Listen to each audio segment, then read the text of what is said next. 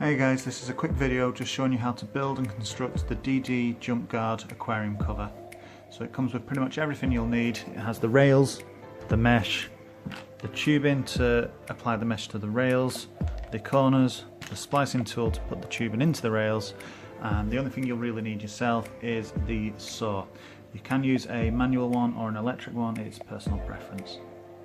Now, one of the reasons I like the Jump Guard over other mesh nets currently is because it has a lip and sits inside the tank. This is one that I built on my main display tank.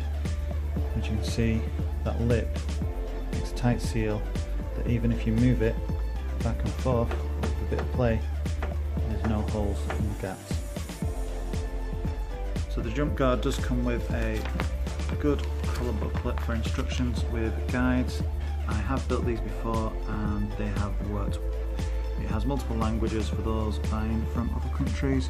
It tells you quite clearly how to do it, and then at the end you can even cut the corners out to allow for wires to enter behind the screen.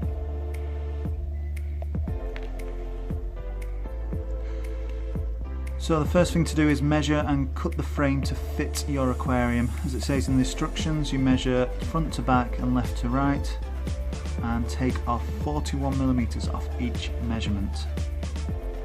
That will allow you to put the corners in and have a slight wiggle in the mesh so that it doesn't bend as you slide it in.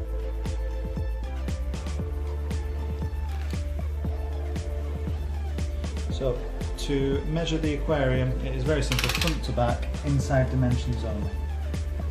So this one is 47.6 front to back and 67.7 left to right.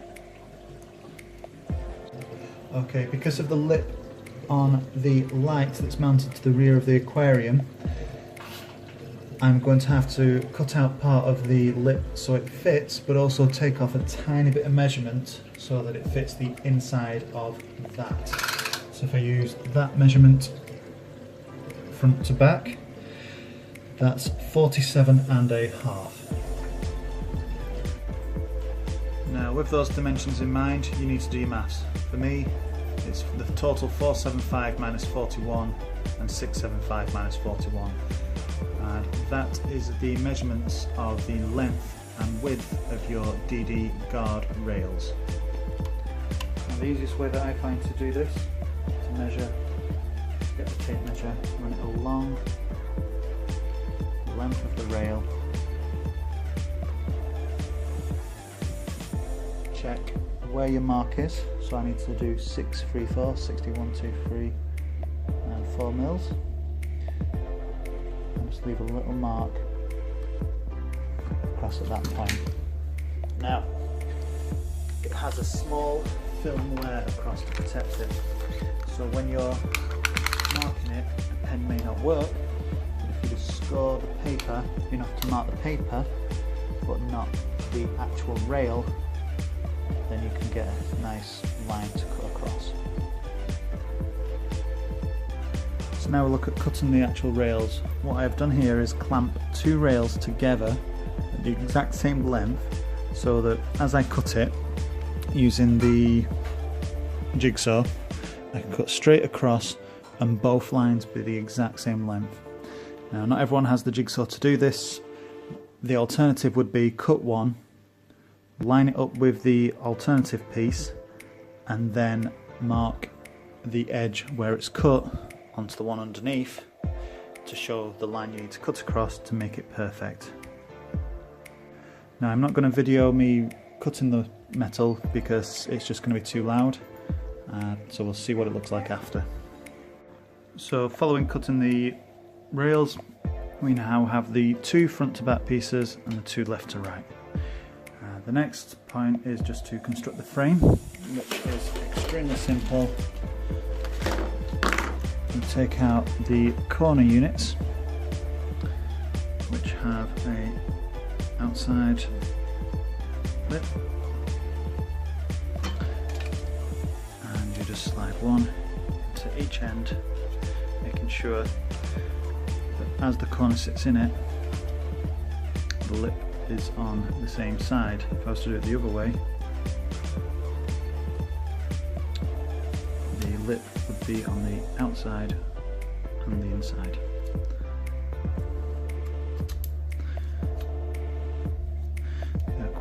They're a bit stiff to fit at first. It's upside down, but they do go in quite nicely and smoothly. So it's long to short. Again, fits in the outside, so it's got that nice square edge. Then again,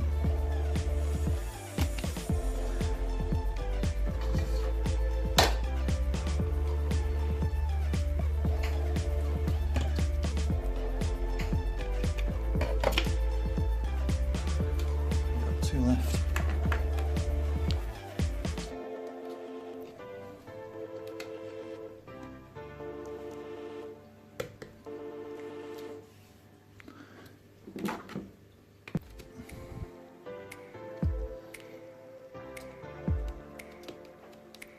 Sometimes I just need a bit of a wiggle to get that first bit in. Try not to put pressure on the rod itself, just keep it pushing into the hole as opposed to bending the rod when you push it.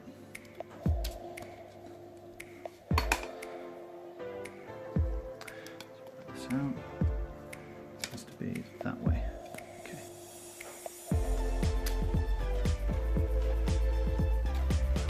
So to test it, we have just put it on. It runs along nicely. The only problem is it has a cable at the back here which is lifting it up. It doesn't to be off centre. And at the back, like this, it needs just to be cut out. I might even leave it in if it's not that much of a lift. We'll see how it looks and if it's secure or not. Right, so next thing we need to do is apply the mesh. It's got a real kink in it, so just hold it down with some weight so it allows you to work freely without it flipping up. It'll also allow you to get a straighter finish on the edge, so it looks a lot neater. Now we know the lengths of the sides and the front to backs, so with the wire that they give you here, it's just like a rubber tube that's hollow, and it just pushes into a slot, holding it all into place.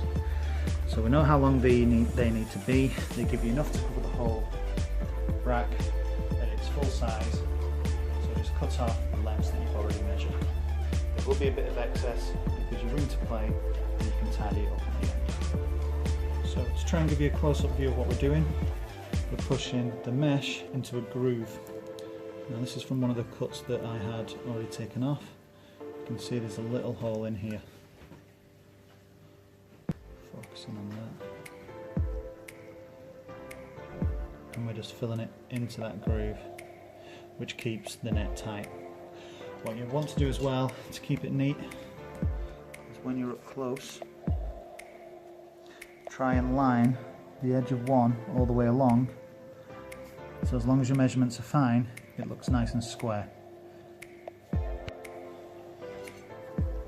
So with one of my pre-cut lengths, what I'll do, find the edge just to where I want it, leave a little bit extra just to cover, and then I'm just going to start pushing it in by hand to start with to get a loose fit and find the line that I'm running along. I'll then take the splicer, and it has two edges. There's a round edge,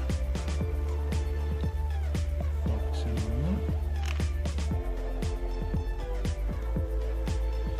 So there's a grooved edge and a round edge. If and when it focuses. There we go. It's a round one, and you can see there's a groove. I find the groove one is easier to push in, so just throw the wire along, keep the mesh straight, and just try and pin it along the line that you've already committed to,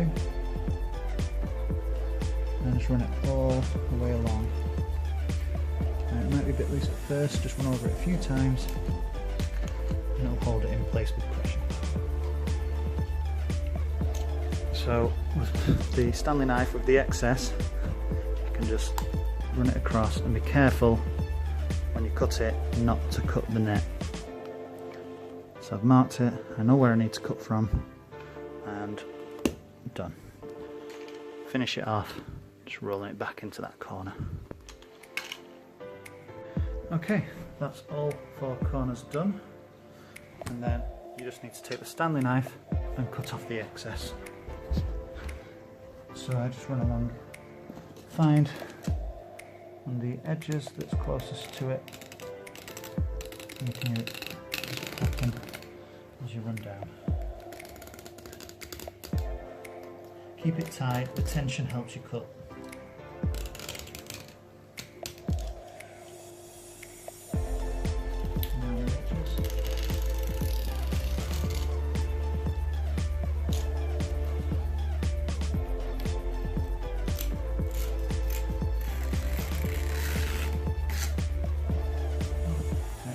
Outside the frame, not inside. And it easiest by just laying the blade flat along the rim and just running it and sliding it along. Make sure you get all the corners. There you have the aquarium frame. The only other addition you may need is to cut a hole out to feed wires in. Now it's really simple, they've even angled it for you. So you can just cut alongside there, leaving a gap to allow the wires to feed into the tank. And there you have it, the Jump Guard DD aquarium cover. Doesn't block any light. It's looking a little cloudy at the minute because I did clean this not so long ago. It's nice and tight all the way along. And then you can see where I've cut the hole in at the back. Now, I did cut this short slightly for that light. This one's a little unsteady just because of what I've done with the light. But other than that, it's great.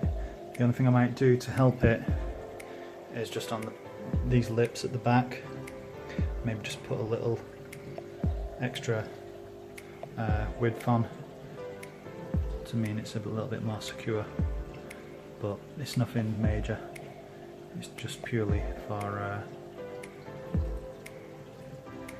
bit more stability with that light. I've not even had to cut it out because of what I measured, but it looks good, I really like it.